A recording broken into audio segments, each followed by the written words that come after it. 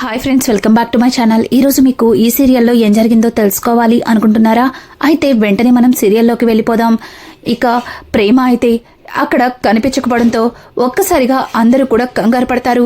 ఇక నర్మద అయితే, అత్తయ్య ప్రేమ ఎక్కడికి వెళ్ళినట్టు నాకెందుకో కంగారుగా ఉంది అంటూ ఇక నర్మద అయితే చుట్టుపక్కల మొత్తం వెతుకుతూ ఉంటారు.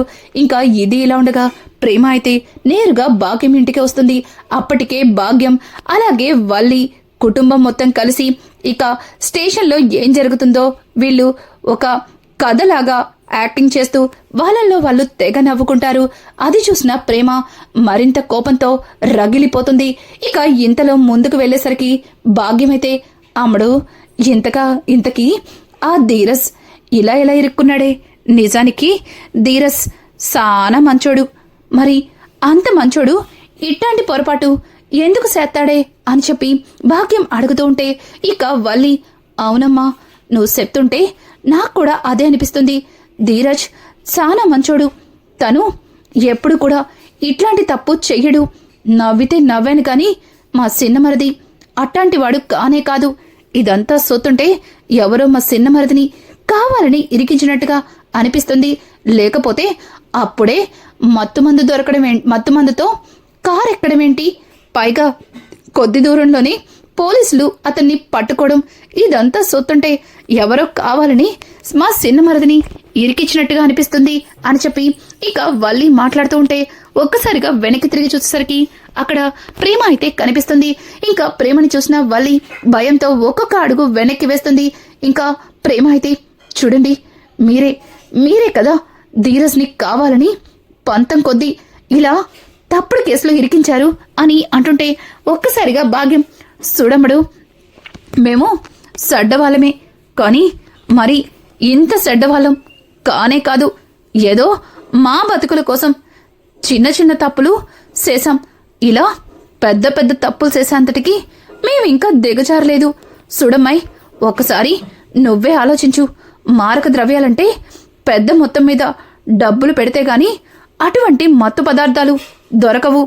వాటిని అంత డబ్బుతో కొని మరి ఆ అబ్బాయితో మీ ఆయన్ని ఇరికించాల్సిన అవసరం మాకే ఉందమ్మాయి అంటూ ఇంకా భాగ్యం మాట్లాడుతూ ఉంటే ప్రేమ అయితే తన మనసులో, లేదు మీరే ఏదో చేసుంటారు. మీరు నన్ను చూసి నన్ను దారి తప్పించడం కోసం ఇలా మాట్లాడుతున్నారు అంటూ ప్రేమ కోపంతో రగిలిపోతూ ఇక అక్కడే ఉన్న ఒక కర్రని కొట్టాలని ఇక వాళ్ళ వైపుకు తీస్తుంటే ఇంతలో నర్మద, ప్రేమ ఆగు అంటూ ఇక నర్మద అయితే ప్రేమని ఆపుతుంది. అక్క నన్ను ఆపద్దక్క, ఈరోజు వీళ్లతో నిజం చెప్పిస్తాను. వీళ్ళే ధీరజ్ని కావాలని ఇరికిచ్చారు అని అంటుంటే ఇక నర్మద, ప్రేమ నువ్వింత పిచ్చిదానివేంటి? చూడు, వాళ్ళు ఈ తప్పు ఎన్నటికీ చేయలేరు. ఎందుకంటే వాళ్ళంటున్నట్టుగానే ఆ మత్తు పదార్థాలు అలా ప్యాక్ చేపించడానికి పెద్ద మొత్తంలోనే డబ్బు ఖర్చు పెట్టాలి. పైగా పోలీసులకి కూడా చాలా డబ్బు ఇవ్వండి. వాళ్ళు ఈ పనికి ఒప్పుకోరు. దీన్నంతటి వెనుక ఎవరో బాగా డబ్బున్నోళ్ళ హస్తమే ఉంది అని చెప్పడంతో ఒక్కసారిగా ఇంకా అక్కడే ఉన్న వల్లి, అయ్ బాబోయ్, మాట్లాడితే మీరు మమ్మల్ని ఆడిపోసుకుంటారు. మా మీదే తప్పులన్నీ రుద్దుతారు. అయినా ఎంతసేపు మేమే కనిపిస్తామా నీ మీద? అలాగే మనం ధీరజ్ మీద, మన మావయ్య గారి మీద చెప్పలేనంత కోపం మీ పుట్టింటోళ్ళకి కూడా ఉంది.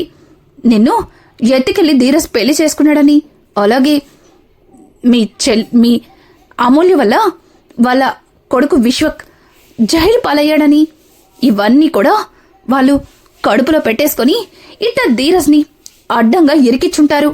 ఎప్పుడు మా మీద పడి ఏడవకపోతే వెళ్ళి వాళ్ళనిల్లడుగు అంటూ ఇక వల్లి అయితే ప్రేమ నర్మదతో మాట్లాడుతుంటే ఒక్కసారిగా ఇక నర్మద అయితే, చూడక్క నువ్వు తప్పు చేయలేదన్నాను కదా అని రెచ్చిపోవద్దు అంటూ అక్కడి నుంచి ప్రేమని తీసుకెళ్తుంది. ఇక ప్రేమ అయితే పక్కన ఉన్న నర్మదతో, అక్క వల్లి మా పుట్టింటి వాళ్ళని అన్నందుకు నాకెటువంటి బాధ కోపం లేదు. కానీ వల్లి అక్క అన్నదానిలో కూడా నాకు నిజమే అనిపిస్తుంది. నిజంగానే వాళ్ళకి ధీరజ్ మీద చెప్పలేనంత కోపం ఉంది. అమూల్యతో తీసుకెళ్ళి మా అన్నయ్యని అరెస్ట్ చేపించినందుకు మా అత్త అలాగే మా నాన్న చాలా అంటే చాలా కోపంగా ఉన్నారు. ఎలా అయినా సరే ధీరజ్ మీద పగ తీర్చుకోవడం కోసం వాళ్ళు ఇదంతా చేస్తున్నారనిపిస్తుంది అని చెప్పడంతో ఇక నర్మద కూడా నాకు కూడా అదే అనిపిస్తుంది. మళ్ళీ నేను ఇలా చెప్తే నువ్వేమన్నా బాధపడతావేమోని ఆలోచిస్తున్నాను అంటూ ఇక నర్మద కూడా మాట్లాడుతూ ఉంటుంది. ఇది ఇలా ఉండగా ఇక సాగర్ అయితే ఆఫీస్ నుంచి ఇంటికైతే వస్తుంటాడు. ఒక్కసారిగా సాగర్ ఇక రోడ్డు మీద భద్రావతి అలాగే సేనాపతి ఒక అతనితో మాట్లాడడం విని షాక్ అయిపోతాడు. అక్కడే ఆగి వాళ్ళేం మాట్లాడుకుంటున్నారో జాగ్రత్తగా వింటుంటాడు. ఇక భద్రావతి అయితే రేయ్, కొద్ది రోజులు నువ్వు ఎవ్వరికి కనిపించకుండా దూరంగా వెళ్ళిపో. చూడు, నీకెంత డబ్బు కావాలన్నా ఇస్తాను, కానీ ఎట్టి పరిస్థితుల్లో నువ్వు బయటికి రాకూడదు. ఆ ధీరజ్ గాడిని అరెస్ట్ చేశారు. వాణ్ణి కోర్టుకి తీసుకెళ్లి శిక్ష పడే వరకు నువ్వెవ్వరికంటా పడకూడదు. అంతకుముందు ఆ చందుగడి యాక్సిడెంట్లో కూడా ఇలాగే దొరికిపోయాం, కానీ ఈసారి మాత్రం అస్సలు దొరకకూడదు. అప్పుడంటే ఆ భాగ్యం కుటుంబాన్ని అడ్డు పెట్టుకున్నాం, ఇప్పుడు ఎవ్వరిని అడ్డు పెట్టుకునే అవకాశం కూడా లేదు అంటూ ఇక సేనాపతి భద్రావతి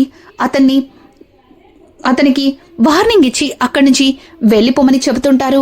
ఇక అతనైతే సరే మేడం వెళ్తాను కానీ అని అంటుంటే, ఏంట్రా కానీ, ఆల్రెడీ నీ అకౌంట్లోకి డబ్బులు వెళ్ళిపోయాయి, ఇక్కడి నుంచి ఇమీడియట్లీ వెళ్ళిపో అంటూ ఇక సేనాపతి అయితే అతనికి వార్నింగ్ ఇచ్చి అక్కడి నుంచి పంపించేస్తుంటాడు.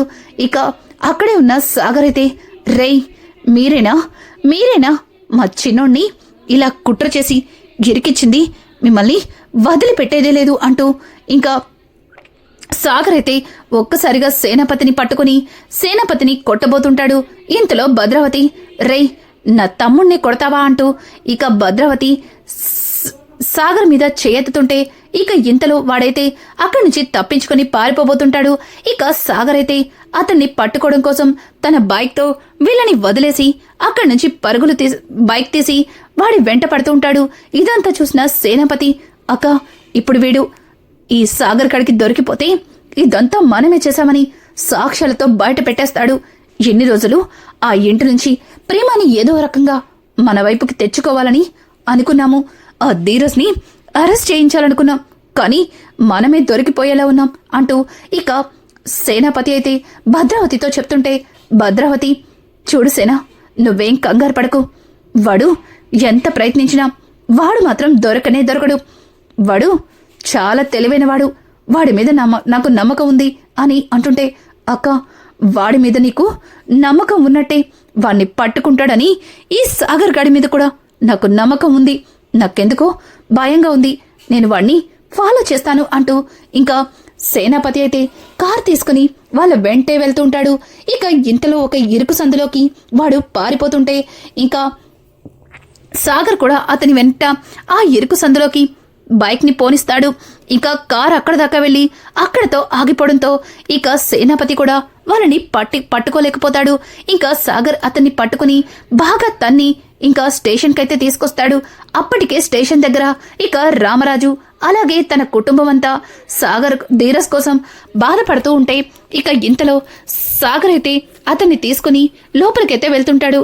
అది చూసిన నర్మద, సాగర్ ఎవరితను, ఇతన్ని ఇక్కడికెందుకు తీసుకొచ్చావు అని అడుగుతుంటే ఇక అక్కడే ఉన్న ప్రేమ, అక్క ఆ రోజు కారులో మామిడికాయలు పెట్టింది వీడే అక్క, వీడి వల్లే ధీరజ్ అరెస్ట్ అయ్యాడు అంటూ ఇక ప్రేమ మాట్లాడుతూ ఉంటే ఇక సాగర్, ఎస్ఐ గారు, కారులో మామిడికాయలతో పాటు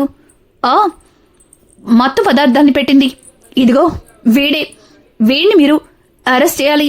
నా తమ్ముడు ఏ తప్పు చేయలేదు, వాణ్ణి విడిచిపెట్టండి అని చెప్పడంతో ఒక్కసారిగా ఎస్ఐ అతన్ని చూసి, ఏంటి వీడు దొరికిపోయాడు, ఇప్పుడు వీడు నోరుప్పితే వీడితో పాటు నేను కూడా దొరికిపోతాను. ఇంత డ్యూటీలో ఉన్న నేను ఇంత పెద్ద తప్పు చేసినందుకు నేను సస్పెండ్ అవుతాను.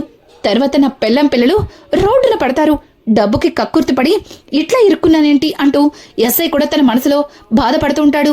ఇక ధీరజ్ అయితే సెల్లో నుంచి అతన్ని చూసి, ఇన్స్పెక్టర్ వాడే ఆ రోజు నా కారులో మామిడికాయలు పెట్టింది అంటూ ఇంకా ధీరజ్ కూడా మాట్లాడడంతో అతను అవును ఆ కారులో మామిడికాయలు పెట్టింది నేనే, నన్ను క్షమించండి, దయచేసి నన్ను వదిలేయండి, పెళ్ళం పిల్లలు కలవాణ్ణి అంటూ ఇక వాడైతే ఇన్స్పెక్టర్ కాళ్ళ మీద పడి ప్రాధేయపడుతుంటే అక్కడే ఉన్న రామరాజు అయితే రేయ్ నా కొడుకునే అరెస్ట్ చేసేలా చేస్తావా నిన్ను అంటూ రామరాజు అయితే కోపంతో విరుచుకుపడి అతన్ని కొడుతూ ఉంటాడు. ఇంతలో పక్కన ఉన్న సాగర్ అయితే చూడండి నాన్న, మీరు వాడిని కొట్టినా తిట్టినా ప్రయోజనం లేదు. వీడి వెనకుండి వీడితో ఇదంతా చేయించింది ఎవరో కాదు, ప్రేమ వల్ల నాన్న అలాగే ఆ భద్రావతి అని చెప్పడంతో ఒక్కసారిగా ప్రేమ షాక్ అయిపోతుంది. బావగారు ఏమంటున్నారు అని అంటుంటే అవును ప్రేమ, ఇదంతా చేసింది ఆ భద్రావతి సేనాపతి ధీరజ్ మీద పొగతో ఇదంతా చేశారు అని చెప్పడంతో ఒక్కసారిగా ఇక ప్రేమ అయితే షాక్ అయిపోతుంది. రానున్న ఎపిసోడ్స్ అయితే మరింత ఇంట్రెస్టింగ్ గా మారబోతున్నాయి. ఈ వీడియో మీకు నచ్చినట్టయితే లైక్ చేసి సబ్స్క్రైబ్ చేయడం మాత్రం మర్చిపోకండి. Thanks for watching. Hi friends, welcome back to my channel. ఈరోజు మీకు ఈ సీరియల్లో ఏం జరిగిందో తెలుసుకోవాలి అనుకుంటున్నారా? అయితే వెంటనే మనం సీరియల్లోకి వెళ్ళిపోదాం. ఇక ప్రేమ అయితే